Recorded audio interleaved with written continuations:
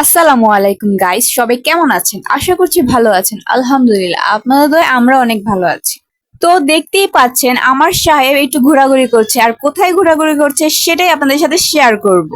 আমার খুব ইচ্ছে করছিল সন্ধ্যাবেলা একটু বাইরে যেতে, তার জন্য আমার সাহেবকে একটু বলেছিলাম যে আমি বাইরে যাব। তো আমার সাহেব আর আমি চলে আসলাম স্বপ্নতে।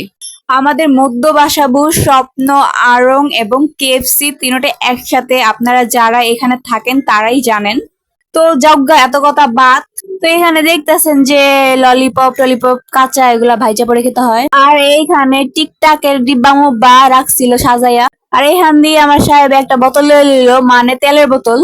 এইখান দিয়ে দেখতাছিলাম টাটকা টাটকা ফল কতুরি, গোল গোল সবেদানা আবেদা যেটাই কয়, এর দাম দেখতাছিলাম কত, আর নিলাম না, থাক, দাম দেখে পেট ভরে গেল গা। এইখান দিয়ে চোখে পড়ে গেল গা হট স্পাইসি লুডুস। তো এটা লয়ে লইছি। তো অবশেষে আমিও আমার জায়গায় বসছি, কতুরি লয়ে লইছি। আর কি যেগুলা নিলাম সেগুলো এখন তাগো কাছে রাখবো, তারা প্যাকিং করে দিব।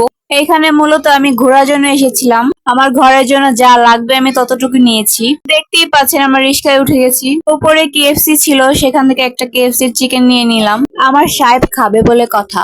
কেএফসি চিকেনটার দামটা অনেক, বাট স্বাদটা অনেকটাই মজাদার।